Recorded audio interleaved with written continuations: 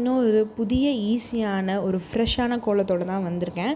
இந்த கோலத்தை எப்படி போடலான்னு பார்க்கலாம் வாங்க. அதுக்கு நம்ம சேனலை ஃபஸ்ட்டு லைக் பண்ணி, கமெண்ட் பண்ணி, சப்ஸ்கிரைப் பண்ணி பாருங்கள். அப்போ தான் இதுக்கப்புறம் போடுற ஒவ்வொரு ஈஸியான கோலமும் உங்களை வந்து சேரும்.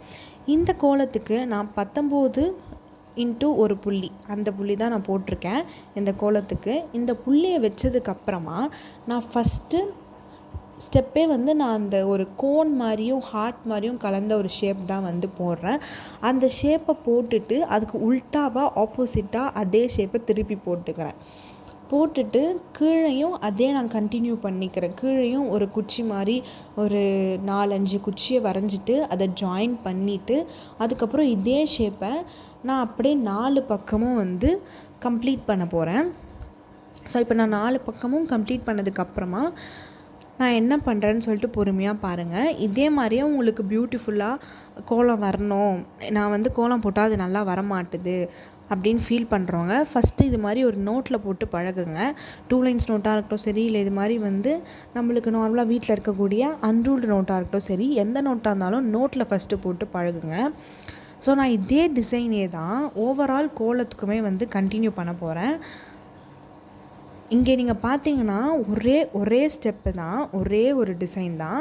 ஆனால் நான் அது அப்படியே லைனாக வந்து மூணு டயக்ராமாக வரைஞ்சிட்டேன் ஒரே டிசைன்லேயே. இது மாதிரி போடுற கோலம் வந்து பார்க்க நம்மளுக்கு ஈஸியாக இருக்கும், ஆனால் பார்க்குறவங்களுக்கு பெரிய கோலம் மாதிரி தெரியும். ஸோ அதனால தான் நான் இந்த கோலத்தை ஈஸியான கோலமாக செலக்ட் பண்ணி உங்களுக்கு போட்டு காட்டிகிட்ருக்கேன். இப்போ நெக்ஸ்ட்டு வந்து என்ன ஸ்டெப்புன்னு பார்த்தீங்கன்னா இதே தான். ஸோ அதே ஒரு ஹார்ட் ஷேப் ப்ளஸ் ஒரு கோனை திருப்பி போட்ட மாதிரி ஒரு ஷேப்பை வரைஞ்சிக்கோங்க. அதுக்கு கீழே பார்டர்லேருந்து ஒரு லைனை வந்து போட்டுட்டு இந்த ஸ்டார் சிம்பிள்லாம் நம்ம போடுவோம்ல, அது மாதிரி ஒரு ஸ்டாரை போட்டுட்டு லைன்ஸ்லேயே ஸ்டாரை போட்டுட்டு அதுக்கப்புறம் வந்து அந்த ஒவ்வொரு ஸ்டாரோடைய மிடில் பார்ட்டிஷன்லேருந்து மறுபடியும் அந்த ஹார்ட்டும் கோனும் திருப்பி போட்ட மாதிரி இருக்க ஷேப்பை வந்து போட்டு முடிச்சிருங்க.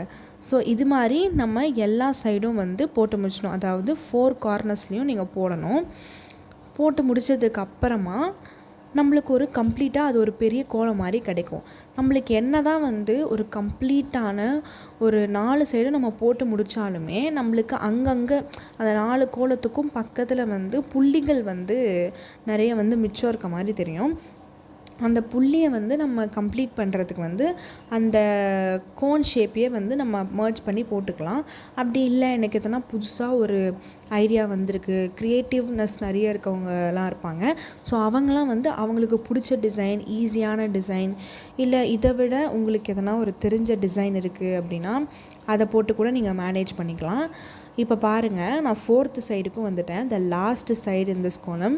ஸோ எல்லாத்தையும் நான் கம்ப்ளீட்டாக வரைஞ்சி முடிச்சிடுறேன்.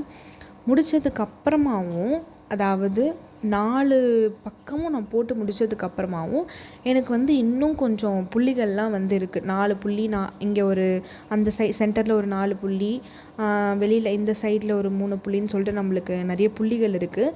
இது பார்க்கவும் ஒரு இன்கம்ப்ளீட்டாக இருக்கிறதுனால நான் இப்போ ஒரு டிசைன் போடுறேன் பாருங்கள். அதே மாதிரி நீங்களும் டிசைன் போட்டுக்கோங்க. ஒவ்வொரு டிசைனையும் எப்படி போடுறேன்னு பார்த்துட்டு அதுக்கப்புறம் வந்து நீங்கள் போட ஆரம்பிங்க. இதுவும் வந்து நம்மளுக்கு ஒரு ஹார்ட் ஷேப் மாதிரி தான் வருது, இன்னொரு சைடு வந்து லீஃப் ஷேப் மாதிரி வருது. ஸோ அந்த லீஃப் தான் மோஸ்ட்டாக நிறைய பேருக்கு வராது. ஸோ அதை கொஞ்சம் பார்த்துக்கோங்க. அதுவும் இந்த லீஃப் ஷேப் எப்படின்னா ஹாஃப் ஹார்ட், அதுக்கப்புறம் வந்து அந்த லீஃப்லேயே வந்து நம்ம ஒரு சைடு லீஃப் மட்டும் தான் வரைகிற மாதிரி இருக்குது. ஸோ அதை அப்படியே வரைஞ்சி அந்த கப் ஷேப்பும் கவுத்து போட்ட மாதிரி இருக்குதுன்னு சொல்லியிருக்கேன்ல, அந்த ஒரு ஷேப் மாதிரியே நம்ம போட்டாலுமே நம்மளுக்கு வந்து கம்ப்ளீட் ஆகாத மாதிரி தான் இருக்குது. அதனால் நான் என்ன பண்ணுறேன்னா, நம்மலாம் போட்டு முடித்ததுக்கப்புறமா ஒரு அந்த ஹாஃப் லீஃபே நான் சொன்னேன்ல, ஃபஸ்ட்டு சொன்ன அந்த ஹாஃப் லீஃபே வந்து நான் அப்படியே 4 பக்கமும் பொறுமையாக போட்டு முடிச்சிக்கிறேன். ஸோ இது மாதிரி நான் வந்து ஃபுல் லீவ்ஸ் போட்டேன் அப்படின்னா எனக்கு வந்து இடம் பத்தாது. அந்த இடத்துல ஒரு சைடுக்கு மட்டும் தான் போகிற மாதிரி இருக்கும், மீதி 3 சைடும் வந்து டேமேஜ் ஆகும். அதனால தான் வந்து இது ஒரு டிஃப்ரெண்ட்டாக ஒரு மெத்தட், ஒரு டிசைன் இருக்கட்டுமே அப்படின்னு தான் வந்து ஹாஃப் லீஃப் போட்டு அதை அப்படியே அந்த ஷேப்போடு வந்து பஃப் ஷேப்போடு வந்து நான் கம்பைன் பண்ணி அப்படியே இந்த கோலத்தை முடிச்சுக்கிறேன். இதே மாதிரியே உங்களுக்கு நிறைய ஈஸியான கோலம்லாம் வந்து டெய்லி கற்றுக்கணுன்னு ஆசை இருக்கா? அப்போ நம்ம சேனலை மறக்காமல் தயவு செஞ்சு சப்ஸ்கிரைப் பண்ணி வச்சுக்கோங்க. அப்போ தான் நம்ம சேனலில் போடக்கூடிய ரெகுலரான ஈஸி கோலம் அதெல்லாம் உங்களுக்கு வந்தடையும். ஸோ மறக்காமல் நம்ம சேனலை சப்ஸ்கிரைப் பண்ணி வச்சுக்கோங்க. ஓகே, பாய்.